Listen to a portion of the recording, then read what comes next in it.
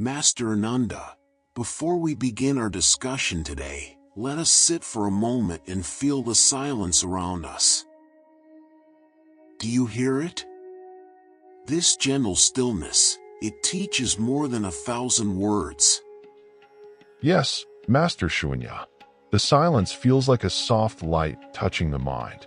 Peaceful, calm, almost like the world is breathing slowly with us.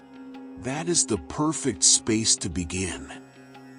Today, we will walk together through the world of the mind. Its struggles, its illusions, and the wisdom hidden behind every moment of suffering. Master, many people who listen to us carry a heavy heart. Some are confused, some are restless, and some are simply tired of life. What shall we offer them today? We shall offer them understanding. For when understanding rises, the burden begins to fall. Just like the sunrise melts the darkness without a fight. So, today's teaching will begin with a question. Yes, Ananda. A simple question that opens the door to awareness. Why do we suffer, even when nothing outside is hurting us? A deep question indeed. Master, may I ask, is it because the mind keeps creating storms even when the sky is clear? Exactly, Ananda. And this conversation, right here, is a journey for every listener who wishes to calm those storms. Then let us guide them. Let us begin gently, like a teacher guiding a child, like a lamp lighting another lamp. Very well. Let us begin our teaching. And when the time is right, I will share a story. A simple story with a truth strong enough to change the way we carry our pain. Ananda, let us begin with the mind itself. Tell me, what do you think is the greatest mistake humans make with their own mind? Master, I feel the greatest mistake is this. People believe every thought that appears inside them. They treat each thought as truth, even though most thoughts are just passing clouds. You speak wisely. A thought is only a visitor. Yet people turn it into a king and let it rule their emotions. Master, why do we do this? Why do we let thoughts control us? Because we forget one simple truth. The mind is a tool. It is not the master. When the tool becomes the master, chaos begins. Then how does one regain control? By observing the mind, instead of reacting to it.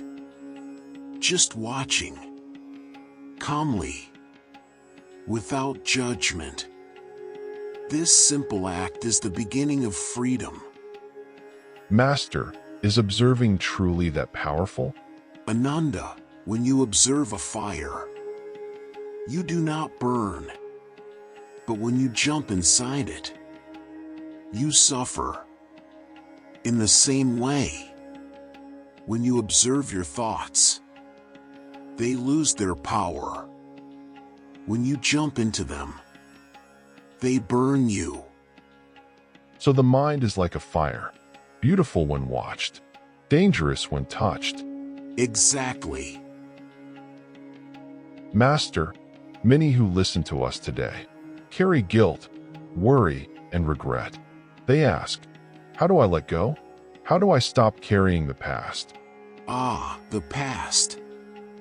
A shadow that follows only because we keep turning back to look at it. The past cannot hurt anyone. Only the memory of it hurts. Because we feed it every day. Then letting go is simply refusing to feed the old memory? Yes, Ananda. Letting go is not about erasing the past. It is about refusing to suffer from it again and again. Master, would a story help the listeners understand this better? Yes, Ananda.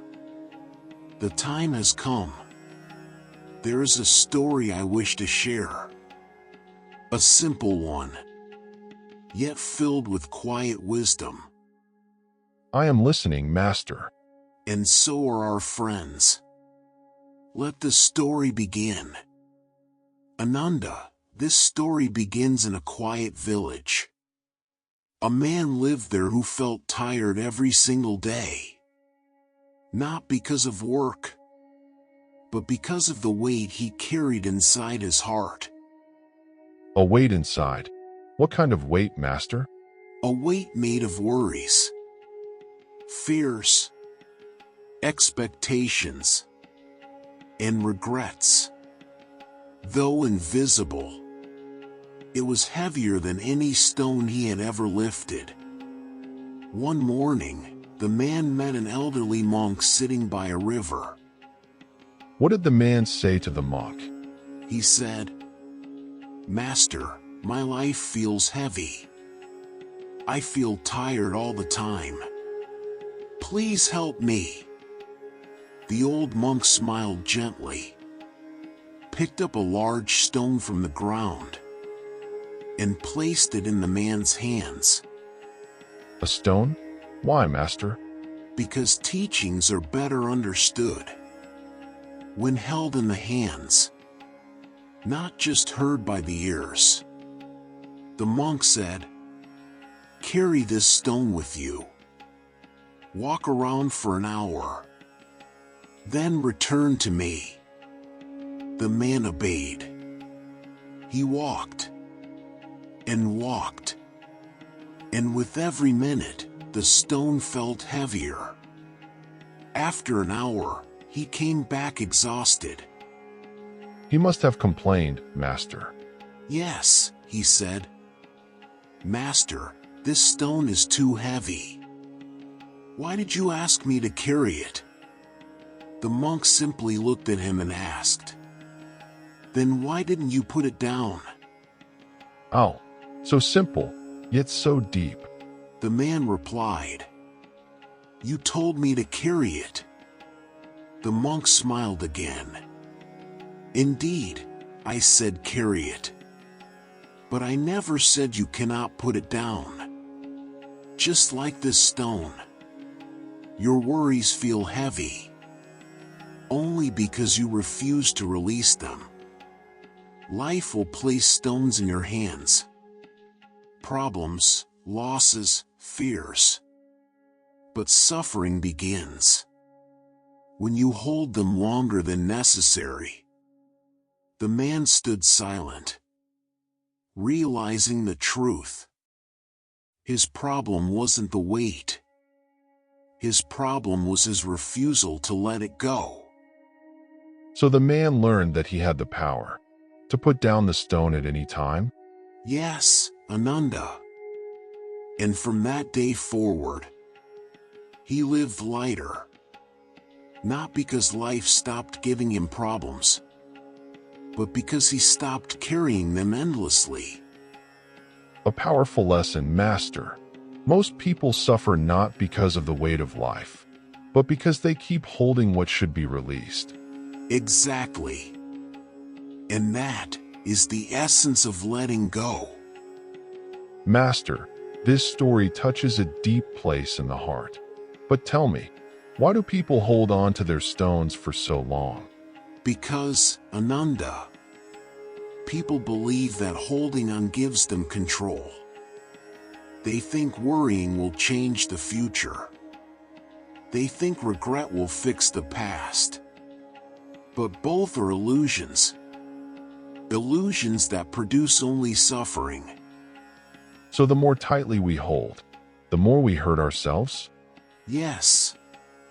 A closed fist cannot receive anything. Only an open hand can. In the same way, a mind filled with past burdens cannot welcome peace. It has no space for clarity, no space for joy. Master, if someone listening right now wants to put down their stone, what should they do first? First, They must realize this truth. The stone is not who I am. A worry is not your identity. A fear is not your definition. A memory is not your destiny. Once a person understands this, their fingers naturally loosen. The stone begins to fall on its own. So letting go is not a forceful act. It is a gentle understanding.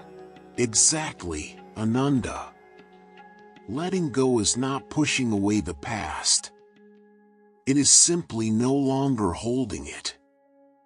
Master, what happens when a person finally puts down their stone? A lightness enters their life. A softness fills their breath. And slowly, they begin to see the world, not through the eyes of fear, but through the eyes of peace. A peaceful world begins when the inner world becomes peaceful first. Yes, and peace is not something we find. It is something we uncover. It was always there, hidden beneath the stones we carried. Master, what final guidance would you give to those walking with us today? I would say this. Life will always place stones on your path. Some you will carry for a moment, some for a day, and some for years. But remember, you have the power to set any stone down the moment you choose. A simple choice, yet it can change a life. Yes, Ananda. And now, let us sit in silence for a moment. Let the listeners breathe deeply, and let them imagine placing their heavy stone gently on the ground. May they walk lighter from this moment forward. May they choose peace over struggle, and may they remember, the weight they carry is never greater than the freedom waiting within them. Well said, Ananda. Let this teaching stay with them, like a soft light in the heart. Until our next meeting, may they be safe. May they be calm. May they be free.